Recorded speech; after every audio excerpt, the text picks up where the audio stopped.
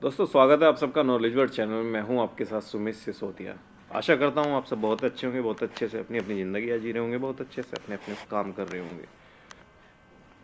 दोस्तों, महाराणा प्रताप, जिन्हें माना जाता है कि वो भारत के पहले स्वतंत्रता सेनानी थे और उन्होंने ही भारत का पहला स्वतंत्रता संग्राम लड़ा, जो कि मुगलों के खिलाफ। ये तो हिस्टोरिकल पर्सपेक्टिव से देखा जाए, ये तो हिस्टोरिकल पर्सपेक्टिव है, पर अगर हम व्यक्तिगत स्तर पे भी देखें तो महाराणा प्रताप का जीवन किसी भी व्यक्ति के लिए जो अपने ऑड्स के खिलाफ लड़ रहा हो, एक इंस्पिरेशनल जीवन है। दोस्तों, महाराणा प्रताप का फिगर वो फिगर है कि जब राजस्थान के सारे राजपूत राज्य और अन्य राज्य भारत के मुगलों की दहलीज पर अपनी नाक रगड़ रहे थे, बस राज तिलक पा जाने की अभिलाषा में, उस समय महाराणा प्रताप दर दर भटक रहे थे अपने राष्ट्र का स्वाभिमान पुनर्जीवित करने की अभिलाषा में। दोस्तों, महाराणा प्रताप, इनके साथ जितना भारतीय जनमानस जुड़ा हुआ है, इतना शायद ही किसी अन्य व्यक्तित्व के साथ इतना जुड़ा हुआ है। ये अक्रॉस द सोसाइटी है, अक्रॉस द कास्ट पार है। लेकिन इतिहास में और हमारी जो पिछले 75 सालों में सत्तानशीन सरकारें रही हैं, उन्होंने इस फिगर के साथ जितना अन्याय किया है उतना कम है। वैसे तो हर जो भी भारतीय राजा हुए या भारतीय योद्धा थे, उनकी जो था उनका कोई विशेष व्याख्यान भारतीय इतिहास में दिया ही नहीं गया। राष्ट्रकूटों का इतिहास आधे पेज में निपटा दिया गया। हर्षवर्धन के इतिहास के बारे में अगर वो बौद्ध संगीति नहीं कराते या फिर बौद्ध मीटिंग्स जो उन्होंने कराई थी वो नहीं कराते, तो शायद हर्षवर्धन भी फेमस ना होते। सेम अशोक के साथ है। अशोक फेमस इसलिए हुए, अशोक को महान इसलिए कहा गया क्योंकि उन्होंने सनातन धर्म छोड़ दिया। और भी बहुत सारी चीज़ें हैं। कभी उन्होंने रुद्रदामन का इतिहास नहीं पढ़ाया गया। सिर्फ इससे ज़्यादा 2 लाइनों में आता है कि रुद्रदामन सौराष्ट्र के शक राजा थे और उनका जो है उन्होंने एक झील का जीर्णोद्धार कराया। इससे ज़्यादा उनके बारे में नहीं कहा जाता। कभी राष्ट्रकूटों की व्याख्या नहीं की जाती। मिहिर भोज के बारे में तो ये भी नहीं पता कि वो गुज्जर थे या राजपूत थे या क्षत्रिय थे। तो हमारे इतिहास ने कभी अपने अंदर झांकने की कोशिश ही नहीं की। हाँ, लेकिन ये हमारे इतिहासकारों को बहुत अच्छे से पता है कि बाबर जो थे वो तैमूर के वंशज थे, और ये भी बता देंगे कि कहाँ से कहाँ तक उनकी जो है नस्लें जुड़ी हुई हैं। वो सब कुछ जान लेंगे बाहरी आक्रांताओं के बारे में, उन्होंने कितनी लड़ाइयाँ जीती, क्या जीता, लेकिन कभी हमारे इतिहास के बारे में झांकने की पिछले 75 सालों में, पहले तो चलिए हम गुलाम थे, अंग्रेजों ने जो लिखा या मुस्लिम इतिहासकारों ने जो लिखा, लेकिन पिछले 75 सालों में तो शायद ये आज़ाद मुल्क है। और अगर किसी तरफ झुकाव ना रखते हुए भी देखता तो कम से कम अपनी जो गेंस थे अपने लोगों के, वो तो कम से कम पटल पे लाए ही जा सकते थे, पर इससे ज़्यादा कुछ भी नहीं। सिखों का इतिहास बहुत खास, महाराजा रणजीत सिंह का कि उनकी एक आंख फूटी हुई थी, इससे ज़्यादा कभी कुछ दिखाया ही नहीं गया, कि कोई जानता ही नहीं कि उनकी क्या महाराजा रणजीत सिंह थे। तो सेम इसी कड़ी में मैंने मालदेव राठौर जी की बात बताई कि जिन्होंने 52 युद्ध लड़े और दिल्ली के 50 किलोमीटर दूर तक उनकी सत्ता का विस्तार हो गया। कब और आप अगर इवन उनकी कास्ट के लोगों में ही जाके पूछेंगे, राजपूतों में ही जाके पूछेंगे, तो शायद मालदेव राठौर को कोई जानता ही नहीं। तो ये सारी की सारी चीज़ें हैं। इसी कड़ी में एक महाराणा प्रताप है। महाराणा प्रताप जी की एक लड़ाई है। हल्दी घाटी के बारे में आप सब जानते हैं। हल्दी घाटी के बारे में जो प्रचलित सत्य है वो ये है कि हल्दी घाटी में राजपूतों को मुस्लिमों ने, मुगलों ने हरा दिया। अकबर की जो सेना थी इसमें मानसिंह सेनापति थे। खैर, इस पर फिर कभी बात करेंगे साक्ष्यों के साथ कि हल्दी घाटी में वास्तव में विजय कौन हुआ था।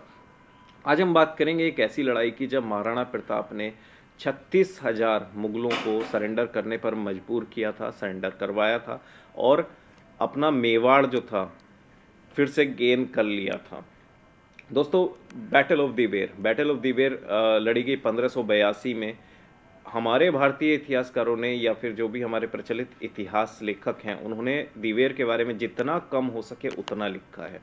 ऐसा लगता है कि जैसे बच के चले हैं या किसी के डर से उन्होंने इतिहास लिखे, लेकिन दिवेर की लड़ाई वो नक्षत्र है जो अपना प्रकाश इतिहास पर डालेगी ही डालेगी।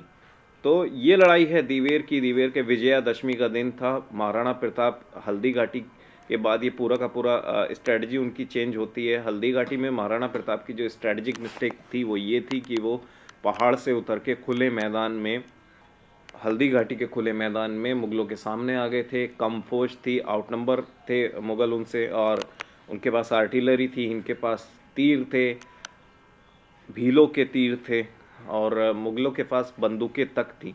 लेकिन राजपूतों ने अप्रतिम साहस दिखाया, लेकिन वो सफल नहीं सका और पराजित हुए। उसके बाद महाराणा प्रताप ने कहीं अपनी स्ट्रेटजी को रिव्यू किया। उनकी स्ट्रेटजी अब खुले मैदान में लड़ने की ना होकर वो पहाड़ों से लड़ने लगे, क्योंकि हल्दी घाटी के बाद गौगुंदे भी उनसे छिन गया था। उनकी बहुत सारे लगभग उनके पहाड़ी इलाकों को छोड़ के उनके पास प्लेन का कोई इलाका नहीं रहा था, कोई फर्टाइल सोइल नहीं रही थी। देन उनके पास लड़ने के लिए फौजें नहीं थी।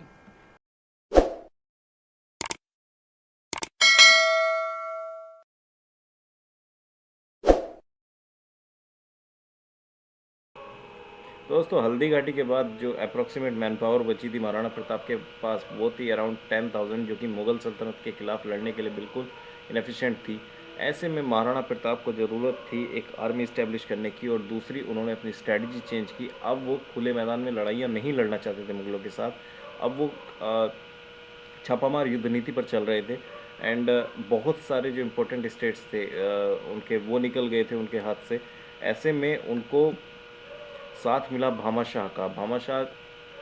भामाशाह के बारे में कुछ लोग कहते हैं कि ये मेवाड़ के जो थे प्रधानमंत्री थे, अतः इन्होंने जो धन दिया महाराणा प्रताप को, वो मेवाड़ का ही कोष था। लेकिन कुछ कहते हैं कि ये इनकी पब्लिक प्रॉपर्टी थी। इस मामले में थोड़ा सा डाउट है, लेकिन जो भी हो, भामाशाह की मदद से महाराणा प्रताप ने एक स्ट्रॉन्ग आर्मी खड़ी की। और भामाशाह, ऐसा कहा जाता है कि भामाशाह ने महाराणा प्रताप को इतना धन दिया था कि महाराणा प्रताप 25,000 सिपाहियों की फ़ौज को 12 सालों तक मैनेज कर सकते थे। तो बहुत ही इम्पोर्टेंट हेल्प दी थी भामाशाह ने। इसके बाद महाराणा प्रताप ने मुग़लों के खिलाफ अपने असल्ट शुरू किए और उनको डेंट करना शुरू किया। एंड इसी के क्रम में जो दीवेर की लड़ाई थी, वो उसमें लड़ी गई, दीवेर की लड़ाई। एंड दीवेर, मैं आपको बता दूं, राजस्थान के गूगल मैप में दिखाकर, तो ये दीवेर छापली का इलाका है, यहाँ पर ही ये लड़ाई लड़ी गई थी। और आप देख लीजिए कि NH-58 यहाँ से निकल रहा है। उस समय पे जो था दीवेर जो था एक पोस्ट की तरह था, एक चेकिंग पोस्ट की तरह था। जब भी दिल्ली से किसी को गुजरात की तरफ जाना होता था, मेवाड़ में एंटर करके जाया जाता था, और मेवाड़ में एंट्री पॉइंट था दीवेर।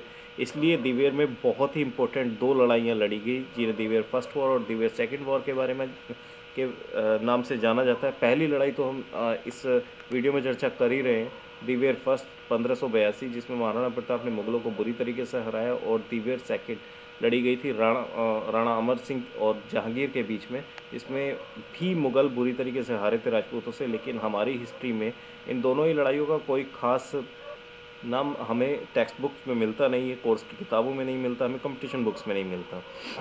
बहरहाल 1582 में विजयादशमी के दिन, मैं आपको बता दूं, विजयादशमी वैसे भी राजपूतों का ही त्यौहार माना जाता है मेनली, एंड क्योंकि इसमें शस्त्र पूजा से जुड़ा हुआ त्यौहार है, तो विजयादशमी के दिन महाराणा प्रताप ने जो है एजल्ट शुरू किया। और उन्होंने अपनी जो फौज है उसको 2 भागों में बांटा। पहले को वो खुद लीड कर रहे थे, दूसरे को उनके सबसे बड़े बेटे जो कि राणा अमर सिंह थे, और वो आगे जाके उन्होंने दीवेर सेकेंड भी लड़ी, और महाराणा प्रताप के बाद वही बने, उन्होंने अटैक किया। और इसी लड़ाई में हुआ एक बहुत ही ज़्यादा फेमस इंसिडेंट, जिसके बारे में बहुत सी कहानियाँ रची गई हैं। महाराणा प्रताप ने बहलोल खान उज्बेक को उसके घोड़े समेत तलवार के एक ही बार में 2 भागों में बांट दिया। एंड ये राज प्रशस्ति में ये अंकित है, जो कि रायचंद भट्ट ने लिखा हुआ है। और इसके बाद ये उक्ति लाइन बहुत फेमस हो गई कि मेवाड़ के योद्धा जो हैं सवार समेत योद्धा को एक बार में काट सकते हैं।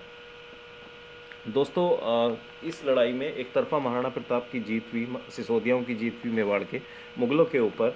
एंड बहलोल खान उज्बेक, जो कि बहुत बड़े कमांडर माने जाते थे, उज्बेकी मूल के थे और मुगलों के हाई रैंक इनको प्राप्त थी, ये इसमें मारे गए महाराणा प्रताप के द्वारा।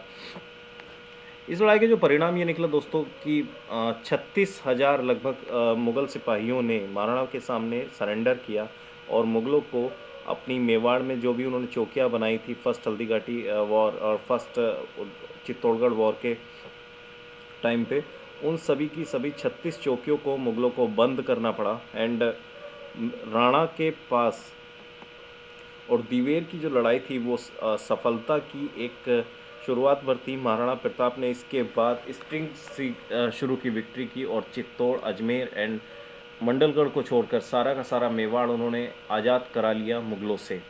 इसके बाद दोस्तों अकबर ने कई बार कैंपेन भेजे जिसमें कई राजपूत सरदार थे, कई मुस्लिम सरदार थे महाराणा प्रताप को कैप्चर करने के लिए। हर बार जो उनके कैंपेन का नंबर होता था, उनके सिपाहियों की तादाद होती थी वो 1 लाख के करीब होती थी, लेकिन कभी ये संभव नहीं हो पाया कि मेवाड़ को हराना अकबर के लिए।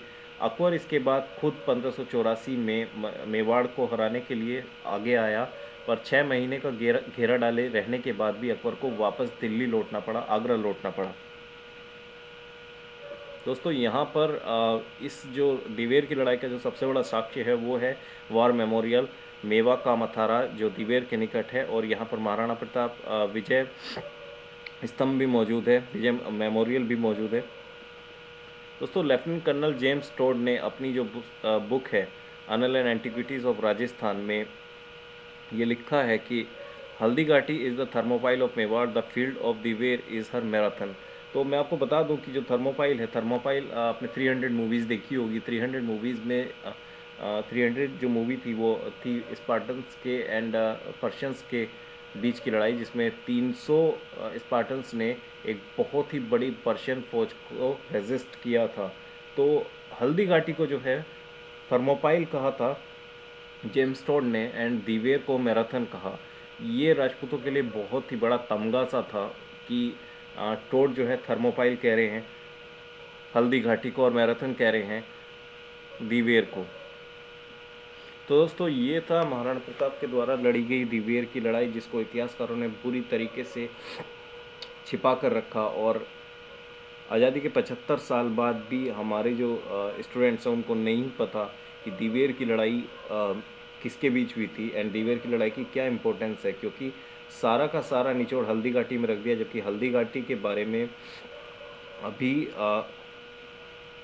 क्योंकि हल्दी घाटी की लड़ाई का कोई निष्कर्ष निकला ही नहीं था। अगर निष्कर्ष निकला होता तो मान सिंह से अकबर नाराज नहीं होते। तो दोस्तों ये था पूरा का पूरा वीडियो दिवेर की लड़ाई पे, जिसपे 36,000 मुगलों ने किया सरेंडर महाराणा प्रताप के सामने। एंड आई होप वीडियो आपको अच्छी लगी है। अच्छी लगी हो तो इसे लाइक एंड शेयर कीजिए और चैनल को सब्सक्राइब करना ना भूलिए। दोस्तों मिलते हैं किसी नई वीडियो के साथ, तब तक पढ़ते रहिए, बढ़ते रहिए।